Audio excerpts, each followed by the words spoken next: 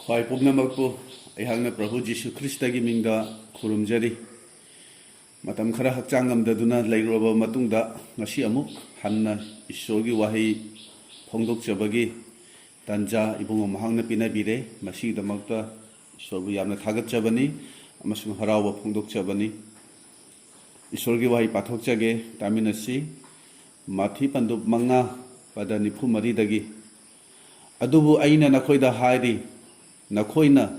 सर्गदा लैबा नखोइगी नपागी मचासिंग ओरकननबा नखोइगी येकनबासिंबु नुंगशियु अमसुंग नखोइबु ओटनैबसिंगीदमक हाइजबियु पाथोक्तुना तामिनख्रबा शास्त्रगी वाहियसि ताजरी बैखोइ पुनमकी मथक्ता नहौनना bore पिनबिबा ओइसनु आमेन ngasi numit asida ayhaki sarmon asigi damakta thamjari bahiram madudi yeknabasingbu nungshiyu haibasini प्रार्थना तौजगे सर्गदा लैबा नुंगसी थौजालना थल्लबा बाइबुंगो ngasi numit asida ibungo nahaki wahidagi yeknabasingbu nungshiyu haiba wafam asida ayhakna ibungo nahaki wahi haidokjage aina thaurang तौजरी बनी पाइबुंगो नहाना पांगबियु यहाकी चिंदोल लेतो नहांगना सिजिनबियु खोंजेल नहांगना सिजिनबियु तागदोब खुदिंगमक्ता Ibungo नहाकी थवाय असेंगमना थबक तौबिदुना येकनबबुसु नुंगसिबा ngamba अदुगुंबा थोय हेलबा नुंगसिबादो मिपुम खुदिंबकी थमोयदा Ibungo नहांगना पिनाबियु हाइदुना प्रभु जीशुगी मिंगदा निजरी बनी आमेन ngasi numit asida akhoi khudingmakna mayoknariba problem amagi matangda khara haijage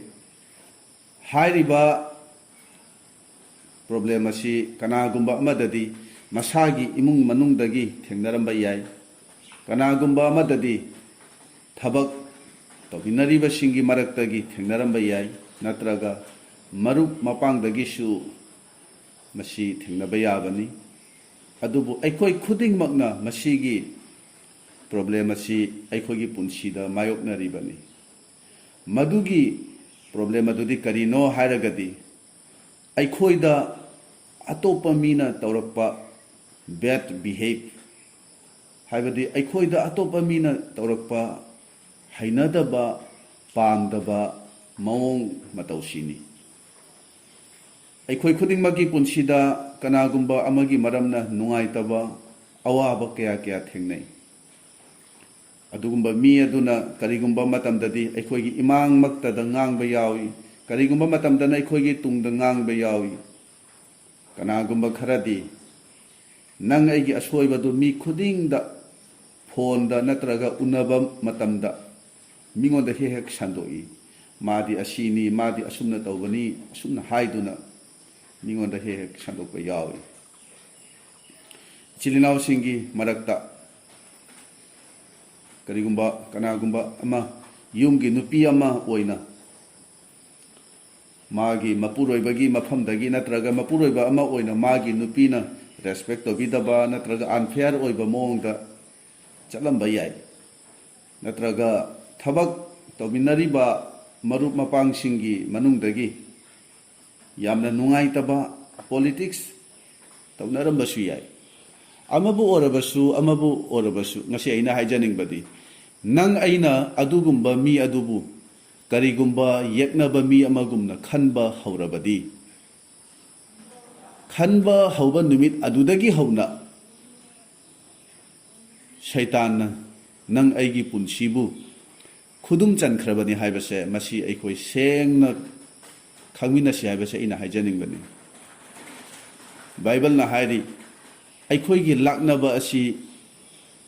ई तोंग यावबगी मथक्ता नते अदुबु सैतान अमसुंग फत्तबगी थवाइसिंगी मथक्तनी हाइरी एफिसा पंदुप तरुकी तरानी थोइदा अखोइना खंगी मदुदी जिसुना निंगना संगदा लैबा योनबा तौरिबदुदा चटली मदुदा चटलगा जिसुना थौरीगी साजे अमा सेमलगा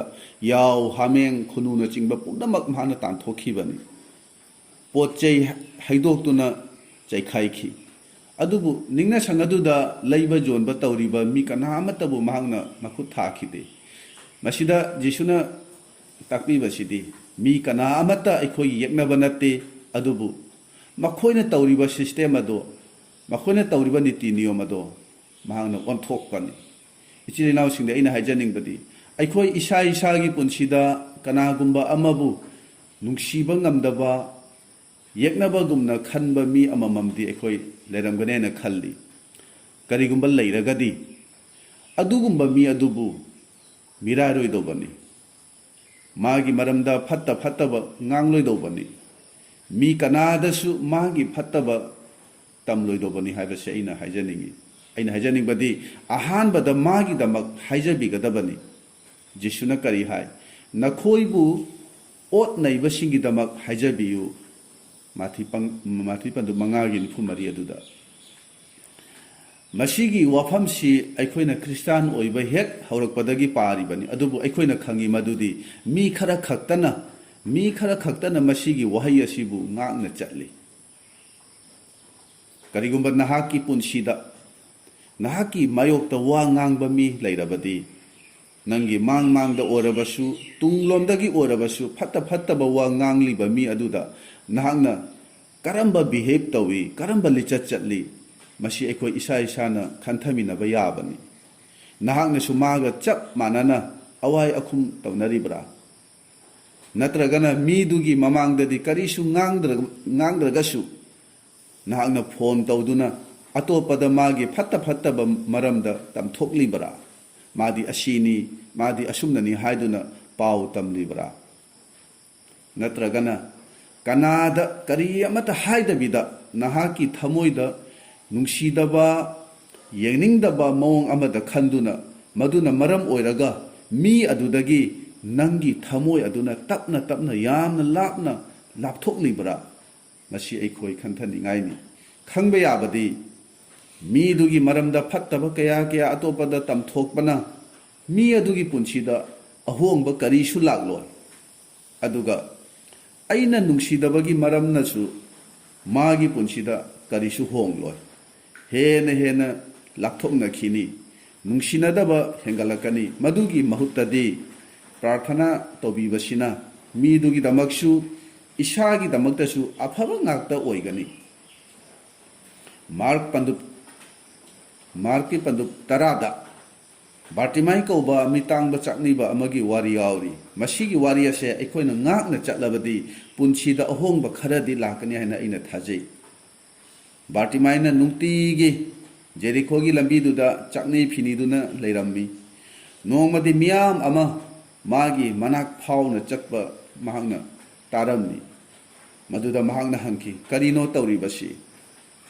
maduda misingduna khummi Nazareth ki Jisu chatli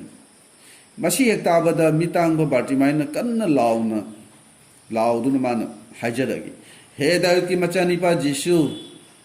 aibu nungsibiyu mangna asumna kanna hajabada chatliba mising aduna mabu tuminna leinanaba maunda chehatlami matangsida ningsingba yaba wafam amadi aikoina thawai romda chawkhatlabadi shaitan di tuminna leiroi haibasini shaitan kaidongedasu tuminna leiraroi mahakna nang aibu namthanabagi damak magi makhapo na leiribasing adubu mahakna sijinarakani adubu nahakna di ishorgi macha oibagi maramna mahak asidi shaitan gi makhapo na mini haibase khangbatai aduna mabu yengthiroi dobani magi damak hajabigadabani asumna tawbasina puningda ingthaba tapthaba phangani ishori borsu nahangna phangba yabani aduga aigi mayokta leiriba mising adubusu thamoi sengna nungsiba ngamgani aikoina thawaida chakhatpasida athingba pinabagi damak matam pumbada shaitanna mi kharadi sijinagani haibase masi aikoi khangba phai adubu khangba yabadi adugumba matam aduda nang aibusu ishona chang yenglibani haibasini maramdi nahangna adugumba mi aduda karamba behave karamba nahakna karamba lichat chatli haibase ishorna uribani ishorna yenglibani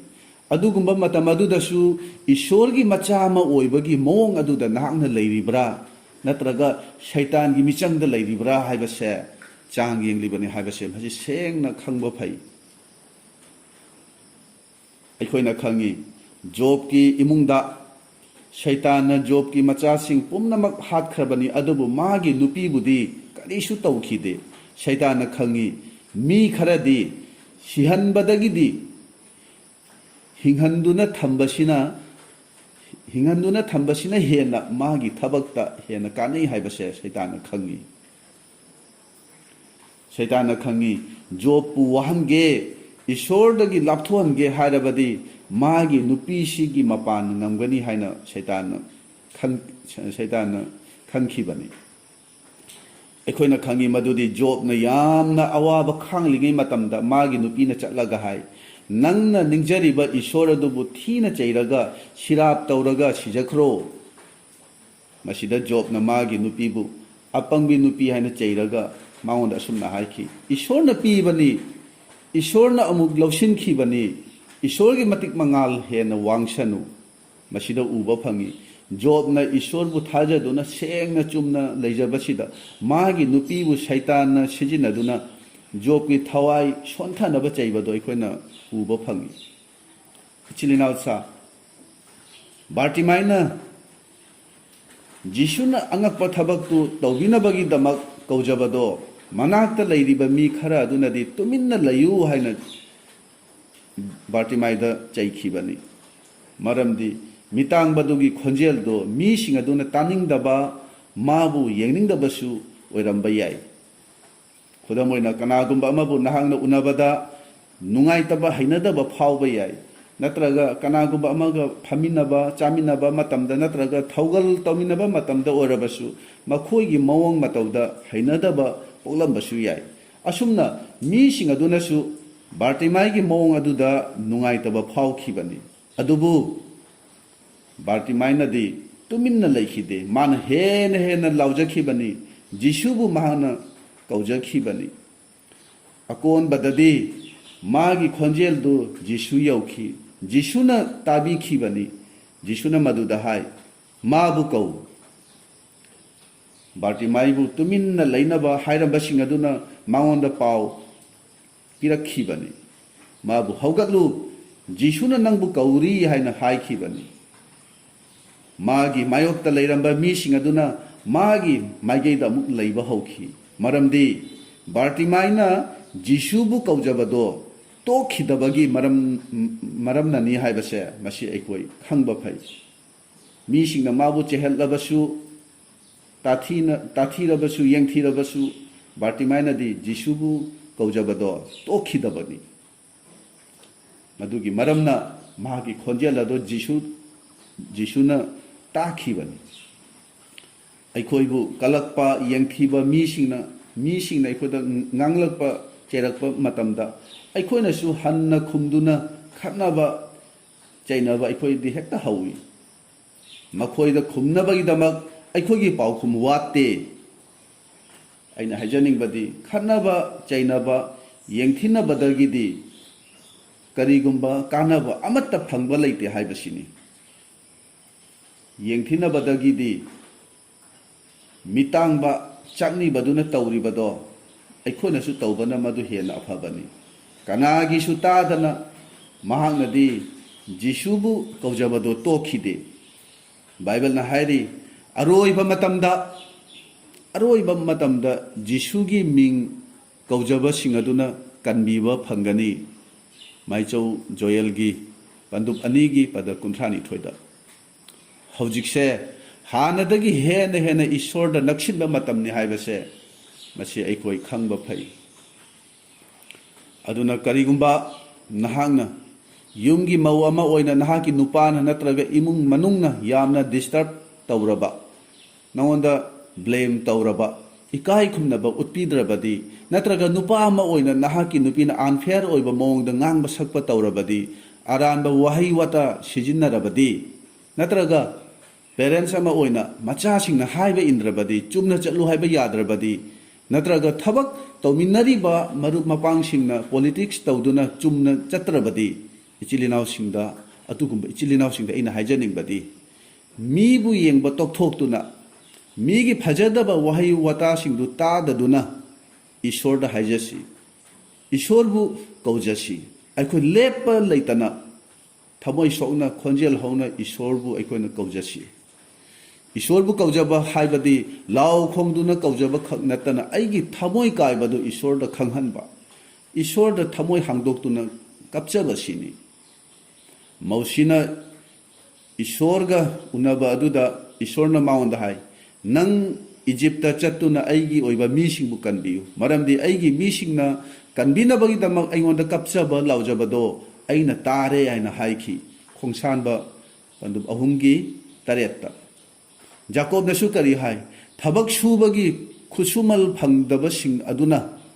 kapchaba laujabadu ishorna tare makhoi damak ishorna laman singbigani ana haikibani Jacob pandub mangagi pada marida chilinausa kanagumba amaga kalaknaba yengthinabagi maramna midugi phajadaba wafam kaya mi atopada tamthok tamsin tawbasina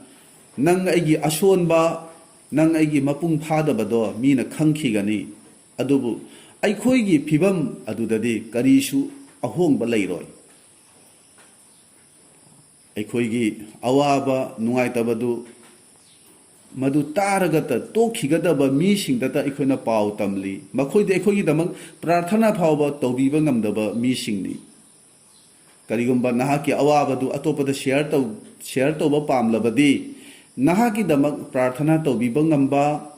nahaki awabadu mayek sengna khangbiba ngamba nahaki awabadu da saru yaba ngamba mi aduda tambana maunda haibana hena phai mi khudingi madi ashini aduni haiduna tambadudi aranba wakhalni aikhoina di khalli madi amambada leiriba ishwar masak khangdaba mi ni haina adubu aina sumaga manarabadi aidi ai isasidi mangalda leiribra haibase aikoi khanthaminasi jisuna hari ot naibasing damak haijabiu sirap tawbasingbu bor piu aikhoida phattana thina tawrakpasingda afaba tawbiu masina kari oirakani haragadi afaba dharma chenbasingdasu pap chenbasingdasu numit thohalliba amasu nong chuhalliba ishwar adugi machani haina nahaku mi khudingmakna khangnarakadobani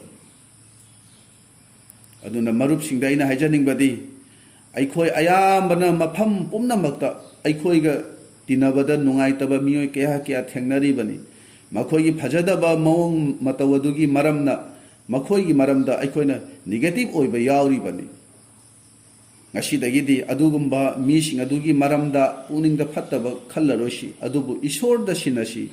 awaba nungaitaba khudingmakto ishorda akhoi khanghansi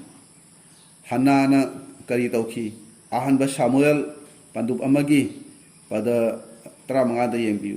magi atombi duna mabu ikaiba piba hanthana yengbiba amasu nokna biba otpiba matamda hanana kanadasu complain taukhidabani hanana chahi khudingi macha ama phangnabagi damakta ishorgi ningna sangda chattuna maduda kapchei magi thamoi sokbado ishorda phongdokchabani madugi mahi oina mahangna samuelbu macha oina mahana phungjakhibani aikhoina mi data asum tambase tokthoklassi hojikti ishorda aikoi haijarasi maonda awaba nungaitaba pumbada maonda tamsi maduda asengba ingthaba haraubado aikhoina phangba ngamgadobani aikhoigi mayokta leiriba misingbusu aikhoina thamoidagi nungsibado aikhoina ngamgani yamna ngakpa wari amadi sunemgi ina khunbi nupi aduna macha nupadu sirabada nupi duna machagi asiba hakchang ado manai amada haiduna elisagi kaduda thamhanki anisuba ningthauron pandu marigi pada kunmathoida aduga nupi duna elisagi manak tana chatlingaida lambida gehajiga thengnabani elisagi manai gehaji na hangi karisu awana yaudaba natra nupi duna khummi nungairi thoidokpa awa ana yaude haina khummi adubu nupi aduna Elisha gi manang yauragadi pumnamak nungairi awa ana yaude haina mahana haikhide nupi duna Elisha gi makhong konduna mana kapchaki nupi duna sengna khangi magi awaba si kanada haigadagi haibase nupi duna sengna khangi kanada hairaga awaba kokani haibase mahana sengna khangi madugi mahayoina mahaki macha ado Elisha na amuk hingat hankhibani ꯑꯩꯈꯣꯏꯗꯤ ꯑꯋꯥꯕꯁꯦ ꯂꯝꯕꯤ ꯑꯃ ꯐꯥꯎꯕ ꯇꯥꯛꯄꯤꯕ ꯉꯝꯃꯣꯏꯗꯕ ꯃꯤꯗ ꯑꯩꯈꯣꯏꯅ ꯍꯥꯏꯔꯤ ꯇꯝꯂꯤ ꯑꯗꯨꯒ ꯍꯥꯏꯔꯨꯔꯕ ꯃꯇꯨꯡꯗꯁꯨ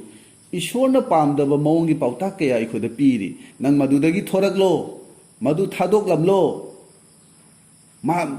ꯃꯉꯣꯟꯗ ꯑꯁꯨꯝꯅ ꯅꯍꯥꯛꯅ ꯈꯨꯝꯒꯗꯧꯕꯅꯤ ꯂꯃꯟ ꯈꯨꯝꯒꯗꯧꯕꯅꯤ ꯑꯁꯤ ꯇꯧ ꯑꯗꯥ ꯇꯧ ꯍꯥꯏꯗꯨꯅ ꯑꯔꯥꯟꯕ ꯄꯥꯎꯇꯥꯛ ꯀꯌꯥ ꯑꯩꯈꯣꯏꯗ ꯇꯥꯛꯁꯤꯜꯂꯛꯂꯤ ꯏꯆꯤꯜ ꯏꯅꯥꯎꯁꯥ nang aigi problem share tawninglabadi nang aigi damak prarthana tawbiba ngamba singda aikoi share tawbiu nang aigi awaba du mayak sengna khangbiba ngamba aigi awaba du da sengna saruk yabiba ngamba aigi awaba du mi du gi thamoi da su chena thamduna haijabiba ngamba du da share tawsi mi gi aronba athupa wafam kaya nangon da su hekta haidokliba mising adudagi akhoi cheksinsi migi aronba athupa aruba wafam kaya kaya nangonda su haidokpa ngamliba do nangi aronba adusu mingonda haidokhigani aduna cheksinbiu mi aduda leiriba thawai do karamba makhagi thawai no haibase khangnanaba akhoi isorda nijasi kanabusu wayaloisi adubu chang yengduna miduda leiriba thawaido ikhoi khangnanaba hotnasi hojiki matamse mi kanagi su phattaba ngangnagadaba matam natre mibu yengduna aigi thajabagi chang ongadaba matam su natte adubu jisubu yengduna magi mingbu tattana kaujaduna ana ayek awa ana khangliba singidamak amasung isagidamak kanna haijaba matamni hojigase uningda warauba yeknaba khudingmak thadoknaduna mi khudingmakkidamak thamoi sokna haijaduna isorda ikoi hena naksinjadasi tamina khraba wahisi isorna nahonana bor pinabiba orasanu amen.